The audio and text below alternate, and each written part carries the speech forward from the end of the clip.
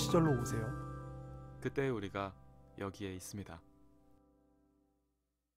정의로운 전쟁보다 비겁한 평화가 낫다. 문재인 전 대통령이 재임 시절에 했던 말씀이죠. 여러분은 어떻게 생각하시나요? 꼭 저 말에 동의를 하지 않더라도 전쟁이 아주 무섭고 참혹하다는 사실에 대해서는 모두가 공감을 할 수 있겠죠. 하지만 전쟁을 직접 경험한 세대는 이미 극소수가 되어가고 있습니다. 한국 전쟁은 말할 것도 없고 베트남전에 참전했던 참전 용사분들조차도 이제는 점점 찾아뵙기 쉽지 않아지고 있기 때문이죠. 그러다 보니 우리는 전쟁을 영화나 드라마로 경험하게 되는 경우가 많습니다. 그런데 영화와 드라마는 전쟁을 과연 어느 정도로 정확하게 묘사하고 있을까요? 비슷한 주제의 영화 두 편을 골라서 발굴해보는 저희 방송 후 시절은 2023년 10월 두 편의 전쟁 영화를 갖고 와봤습니다. 그래서 저희가 한 편씩 이렇게 맡아서 오늘도 발굴을 해볼 예정인데 조 셰프님이 골라주신 영화부터 시작을 한번 해볼까 싶어요. 어떤 영화를 갖고 와주셨는지요? 캐서린 비글로 감독의 2009년작 네. 허트로커입니다. 허트로커. 이 영화로 아마 아카데미 감독상 아마 탔을 거예요. 네. 우리 감독상. 여성 감독으로서 그렇죠. 전쟁 영화를 연출하신 아주 훌륭한 또 작품을 한번 골라봤는데 일단은 이 허트로커에 대해서 조 셰프님이 뭐 개략적으로 소개를 그럼 간단하게 해주시려나요? 네, 뭐 간단하게 말씀드리면 네. 이게 이 영화가 2009년에 나왔고 2009년. 그리고 아카데미 사상 최초로 네. 여성 감독이 감독상을 수상한 영화입니다. 최초로. 네. 그러니까 엄청나게 보수적인 로컬 영화제이기 때문에 이 당시에 수상을 많이 했어요. 뭐 작품상, 감독상, 음향 편집, 음향 효과, 촬영, 편집 이렇게 총 6개 부문을 수상했으니까 싹쓸이를 했군요. 사실 대단한 거죠. 82회 네. 아카데미 시상식에서 허트로커가 일으킨 반향은 네. 엄청났고 네. 그 외에 뭐 뉴욕이나 LA 같은 데서 이제 비평가 협회 이런 시상식에서 상을 굉장히 중요하죠. 휩쓸었다고 하더라고요. 예. 이 영화는 이제 그 이라크 전쟁을 배경으로 하고 있습니다. 이라크 네. 전쟁은 2003년부터 2011년까지 있었죠. 그래서 뭐 전쟁 중에 나온 영화이기도 한 거네요. 네, 그렇죠. 폭발물 제거 임무를 맡고 있는 흔히 말해서 EOD라고 하죠. 네. Explosive Ordnance Disposal. 요 어렵다. 네, 저도 잘 몰라요. 네. 근데 EOD라고만 하지 뭐 우리도. 근데 그러니까. 이 폭발물 제거 임무를 맡고 있는 어떤 부대의 네. 인물들의 어떤 고뇌를 조명하고 전쟁의 참상을 아주 드라이하게 마치 그쵸. 꼭 다큐멘터리 보듯이 영화를 맞아요. 보게 되는데 네. 그런 영화입니다. 혹시 영화 어떻게 보셨어요? 말씀하신 대로 네. 이게 진짜 영화 안 갖고 되게 다큐 같다. 이게 음. 우리가 핸드헬드 기법이라고 해서 그렇죠. 카메라를 손에다가 들고 맞습니다. 이렇게 흔들리는 걸 전부 다 그냥 그대로 노출하면서 찍은 영화라 네. 굉장히 사실적이고 화질도 약간 우리나라로 치면 이창동 감독님의 영화처럼 좀 그런 느낌이 있어요. 상당히 쨍한 느낌을 그냥 맞아요. 살려 노출도를 그냥 그대로 노출시켜서 되게 드라이하게 보이면서 한편으로 또 굉장히 씁쓸하기도 하고 네. 좀 그런 느낌으로 연출되어 있는 영화여서 영화를 바라보는 보편적인 정서는 상당히 씁쓸했던 것 같아요. 전쟁이라는 게 어느 씨는 저런 거구나. 되게 현실감 있게 다가오기 때문에 이제 되게 1인칭으로 그 영화를 받아들이게 되는 거죠. 내가 저 현장에 있다면 어땠을까? 나라면 어떻게 판단했을까? 저 제임스라는 그 인물을 어떻게 나는 주인공 인식했을까라는 것들을 생각하면서 영화를 지켜봤던 것 같아요. 영화에 대한 소개를 조금 더 드리면요. 네. 이 영화는 어벤져스에서 호크아이를 연기했죠. 그쵸. 그 제러미 레너. 맞습니다. 이 배우랑 역시 어벤져스 엔드게임에 출연했던 그 팔콘 대령 역으로 출연한 맞습니다. 그 앤서니 매키가 샌본 하사를 연기했습니다. 반가운 얼굴들이 네. 나오죠. 네. 그래서 21세기 최고의 오락 액션 영화라고 할 수 있는 어벤져스 시리즈의 출연진이 아주 드라이하게 전쟁을 다루는 허트로커에서 주연과 조연으로 나왔다는 점에서 이걸 그 당시에가 아니라 지금 시점에서 영화를 보시는 관객들에게는 되게 묘한 재미를 주겠다라는 생각을 하고요. 이 허트로커라는 의미가 미군에서 쓰이는 슬랭이래요. 근데 이제 벗어나기 어려운 어떤 물리적 또는 감정적인 고통의 기간을 의미하는데 보통 기간을 의미하는 거군요. 네, 근데 이게 각본을 쓴 이 마크 볼이라는 작가는 이 사람 실제로 전쟁 이라크전에 참전했었던 사람인데요. 그래서 도저히 빠져나올 수 없는 절체절명의 상황을 의미한다고 합니다. 그래서 폭탄이 터지기 직전에 폭발을 깨달은 병사가 빠진 상황이다라는 이제 설명을 했다라고 하는데 생각해보면 굉장히 섬뜩한 장면이죠. 허탈하기도 하고 도저히 어떻게 할 수 없는 그 상황이잖아요. 그게 이제 허트로커라는 어떤 네이밍의 의미라고 하고요. 제가 뭐 간단하게가 될지는 모르겠지만 이번 에피소드 때는 줄거리에 대해서 조금 말씀을 드리고 이야기를 좀 더 이어나가도록 하겠습니다. 좋습니다.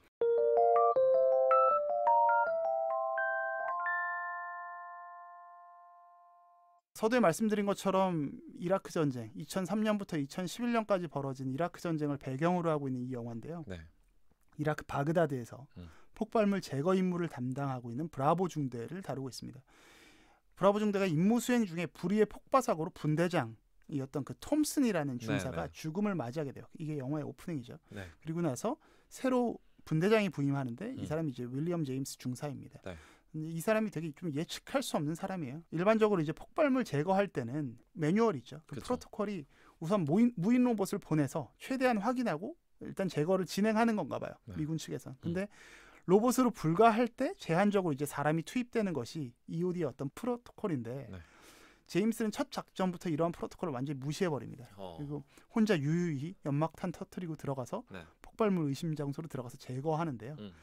제임스의 예측할 수 없는 행동이 이제 영화에서 꽤 자주 나와요. 네. 그러니까 승용차에 엄청난 양의 폭발물이 들어있는 경우에도 제임스 분대장은 불편하다면서 네. 뭐 방호복을 다 벗어 던지고 나가서 이제 혼자 그 통신기기도 다 네. 귀찮다면서 빼버리고 간이 배 밖으로 나온 거죠. 홀로 작전을 수행하는 네. 거죠. 이런 이제 제임스의 모습은 마치 이렇게 좀 좋게 얘기하면 음악에 네. 심취해 있는 그 기타리스트들 있잖아요. 하면서 막 이미간이 막 찌푸러지는 네. 이런 사람 같기도 하고 전쟁에 심취해 있는. 또 이렇게 미디어에서 다루는 것만 보면 마약에 취한 마약 중독자 같은 사람을 좀 연상시키기도 하죠. 그러니까 자기만의 세상에 지금 빠져 있는 듯한 맞아요, 느낌. 맞아요. 근데 안전이 최우선인 게 어찌 보면 군대인데 거기서 가장 신중하게 안전을 다뤄야 하는 폭발물 제거반의 부대원들에게 사실 제임스는 되게 실존적인 위협이 되기도 합니다. 네. 더구나 갑자기 이제 제임스가 이제 굴러 들어온 돌이기 때문에 이 제임스란 사람의 어떤 정보가 없는 사람 그 부대원들은 그쵸. 굉장히 큰 위협이 됐을 것 같고 그래서 같은 부대원이었던 이제 샌보나사 앤서니 매키가 연기를 했던 샌보나사랑 엘드리지 상병은 굉장히 불안에 떨어요. 그쵸. 그래서 막 둘이 이제 어떻게 하면 제임스 분대장을 슬쩍 죽일까라는 이제 약간 생각을 할 정도로 방안을 모색할 정도로 불안함을 막 드러내는데 하지만 이제 작전 수행을 하면서 제임스가 굉장히 유능한 모습을 또 보여주고 또 탁월한 리더십을 갖고 있습니다. 그래서 결국 샌본이랑 엘드리지도 이제 제임스에게 이제 좀 마음을 열고 좀 한 팀이 되어가죠. 하지만 이 영화는 이제 그저 통속적으로 갈등이 있다가 봉합되고 더 큰 어떤 끈끈함이나 친밀감을 다루는 과정으로 이 전쟁이라는 소재를 다루고 있지 않아요. 영화는 어떤 섭불리 감동으로 관객에게 다가가지 않고 보다 찬찬히 전쟁의 실상을 약간 증언하고 있는 느낌입니다. 그래서 군대와 군대 사이의 어떤 전투 사이에, 그러니까 부대 간의 전투 사이에도 민간인인지 적군인지 식별할 수 없는 사람들이 막 나타나는 거죠. 이게 보통 일반 영화에서 문법에서는 잘 나타나지 않는 건데 관객들이 이제 혼란스러운 거예요. 이걸 쏴야 돼 말아야 돼. 그렇죠. 관객들 스스로에게 질문하고 있는 거예요. 나라면 어떻게 했을까? 그래서 그런 부분들을 굉장히 실감나게 전달하고 있고요. 사람들에게 되게 좋은 말을, 따뜻한 말을 하고 있는 사람도 어이없게 폭사당하는 전쟁의 현실. 그리고 유대감을 맺게 된 현지인들의 어떤 죽음과 실종 앞에서 느껴지는 인물들의 어떤 공허한 심리 상태나 그로 인해서 이제 폭주하게 되는 과정을 아주 섬세하게 그리고 아주 상세하게 다루고 있습니다. 영화는 이제 처음에 시작할 때 서두에서 전쟁은 마약이다라는 일종의 대사를 하나 치고 나가는데 되게 저게 무슨 말이지? 라는 생각이 들 만한 보고 나면 이제 다 이해가 되고요. 그렇죠. 그래서 아주 유려하게 영화의 마지막도 마치 마약에 중독된 것처럼 전쟁에 중독된 것 같은 제임스가 사실 이제 본국으로 돌아갔다가 다시 전장의 귀환에서 나타나는 어떤 중독자의 모습으로 마무리되거든요. 이게 일단 영화 전체를 제가 굉장히 상세하게 설명을 드린 것 같아요. 그래서 이게 그 허트로커의 전체적인 뼈대이자 줄거리입니다. 원우 씨는 아까 감상을 여쭤보긴 했었습니다만 조금 이 영화 재밌게 보셨나요? 아니면 저는 상당히 재밌게 봤어요. 한 인간이 어떻게 PTSD를 얻게 되는가를 좀 이렇게 추적하고 있는 작품이기도 하고 이제 제임스 중사가 상당히 좀 판단 미스를 해서 엘드리지를 이제 부상에 빠뜨리는 장면 같은 게 마지막 나오기도 하는데 롱텀으로 보면 이제 그들 모두를 다 힘들게 싸운 미국인의 입장에서는 전쟁 영웅으로 충분히 볼 수 있다. 하지만 그 안에는 정말 여러 가지 어떤 복잡한 사연들이 좀 있고 그리고 이제 영화 초반에 나왔었던 그 전쟁은 마약과 같다라고 하는 그 제임스 중사의 그거는 제임스는 왜 저런 행동을 할까? 왜 방호복을 벗고 그러니까 요새 유행하는 말로 하면 약간 도파민 과잉인 게 아닌가라는 생각이 드는 거예요. 그래서 이제 평화의 시기를 사는 우리가 SNS나 이런 페이스북이나 인스타그램을 보면서 그 피드를 이렇게 훑으면서 막 도파민을 느끼고 쇼츠랑 네. 그 릴스의 지옥에서 벗어나지 못하고 막 2-3시간을 누워서 보는 그것처럼 제임스 중사는 지금 그런 상태에서 전쟁을 맞이한 게 아닌가. 그 자극에 중독된 거죠. 그래서 오히려 미국에 돌아왔는데 적응을 못하는 것 같은 그렇죠. 거예요. 뭐 네. 마트에 왔는데 막 그 수많은 시리얼들 앞에서 종류별로 막 한 50가지 앞에 그 종류의 시리얼들 앞에서 오히려 혼돈을 느끼는 것 같은. 그냥 본인은 나는 그냥 삶과 죽음이 실시간으로 교차하는 맞습니다. 그냥 거기가 내가 있어야 할 장소가 아닌가라고 생각해서 저는 이 영화에서 별안간 막 30, 25, 2 이렇게 줄어들던 네. 숫자가 다시 갑자기 365로 그렇죠. 늘어나는 그게 이 영화의 또 어떤 되게 백미 중에 하나가 아닌가라는 생각을 하면서 봤어요. 저는 그 이제 D-Day가 며칠 남았는지 이제 네. 계속 카운팅이 떨어지는 부분도 네.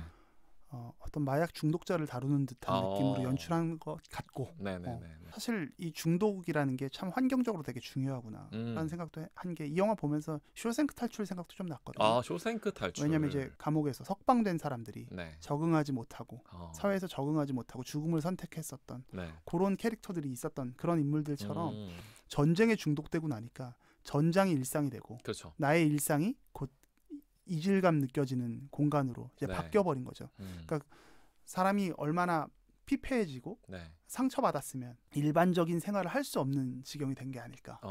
이 중독이란 게 되게 무섭다. 맞아요. 일종의 뭐 원우 씨가 말씀하셨던 그 도파민 과잉도 이해가 되고요. 네. 그리고 현대인들이 이게 단순히 전쟁을 떠나서 제임스가 보면 정말 비정상적인 사람이냐 이렇게 얘기하기 좀 어렵거든요. 그렇죠. 저는. 근데 그러면 정신병력적으로 좀 문제가 있는 거냐? 문제는 또 있는 거거든요. 그렇죠. 그래서 뭐 굉장히 과한 농담들을 막 할 때가 있어요. 제임스가. 예를 들어서 뭐 저기에 무슨 폭발물이 있다라고 하니까 네가 가보지 그랬냐? 너 들어가 봐라. 그런 다음에 아 농담이야 농담. 그리고 어떤 뭐 베컴이라는 그 꼬맹이가 그쵸. 나오는데 제가 뭐 다음 그쵸. 에피소드 때 또 이야기를 하겠지만 네. 베컴한테도 애한테 굉장히 큰 농담을 하거든요. 너 이거 아니면 네 목을 따버리겠다. 뭐 이런 농담이야 네. 농담. 뭐 이러면서. 아니야 농담이야. 하하하. 네. 이러면서. 근데 섬뜩한 오히려 그 웃음이 더 섬뜩한. 그렇죠. 그러니까 저는 이게 본인이 이상하다는 걸 알고 있고 네. 그거를 지극히 부단히 사회화하려고 노력하는 제임스의 모습이라고도 생각했어요. 그러니까 이거 툭툭 나가는 거고요. 이 중독이 돼서 뭔가가 자꾸 표출되는데 그거를 이게 선을 넘었다라고 생각하는 순간 자꾸만 뭐 되짚으려고 하는 모습들. 네네네. 그래서 제임스가 본인만의 공간을 자꾸 구축하잖아요. 네네. 뭐 샘본의 어떤 통신 장비를 벗어 던져버리고 네.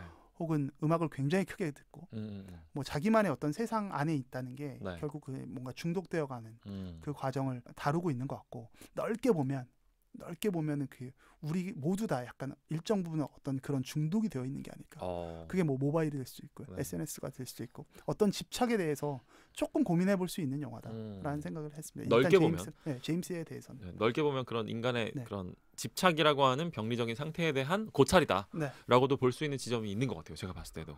그래서 뭐 총체적인 감상을 먼저 이번 시간에 네. 말씀을 드리면 이 영화는 저는 상당히 답답했거든요. 보면서 그죠. 그리고 굉장히 긴장되고 굉장히 무거웠어요. 네. 그래서 이 영화에서는 그 액션이나 총격전이 다른 전쟁 영화에 비해서는 상대적으로 되게 제한적으로 다뤄지고 있는데요. 그럼에도 불구하고 이 사막에서 그 현지 게릴라 부대랑 좀 서로 총격전하는 장면이 있잖아요. 저는 바로 이 장면이 영화가 어떻게 전쟁을 살펴보는지 굉장히 잘 드러내고 있다고 생각합니다. 일반적으로 이제 전쟁을 경험하지 않은 사람들에게 전쟁 영화는 호쾌한 액션을 통해서 어떤 재미를 선사하는데 사실 전쟁이란 건 아주 고요한 와중에도 언제 적의 총알이 내 가슴을 향해 날아올지 모르는 불안 속에 처하는 거거든요. 불안 속에 나를 내던지는 거잖아요. 근데 음악이 절제되고 동시에 이렇게 막 땀방울이 막 떨어지는 것 같지. 막 파리들이 꼬이고 소리로 막 들릴 것 같은 그런 어떤 긴장되는 시간이 곧 전쟁의 시간임을 총격전을 통해서도 잘 전달해주고 있었고 어떤 전쟁이 갖고 있는 어떤 실존적인 공포 그리고 아득한 맞아요. 불안을 상당히 잘 다뤘다. 몇 번을 제가 봤는데도 불구하고 워낙 적나라하게 전장을 이제 그려내고 있어서 계속되는 긴장감. 그러니까 내용을 알면서도 제가 몇 번 보는 동안 계속 긴장하게 되더라고요. 이게 상당히 연출을 잘했지만 동시에 몇 번 보는 내내 이 영화 다시 보기 되게 힘들다. 좀 상당히 많은 어떤 각오가 필요한 부분도 있는. 호흡이 굉장히 힘들었던 영화고 호흡을 하기가 제가 그래서 그런 영화에 대한 전체적인 감상이고요. 그래서 다음 시간에는 어떤 인물들의 상황에 대입해서 이야기를 조금 전개해 보도록 하겠습니다. 좋습니다. 허트로커 2편으로 돌아오겠습니다.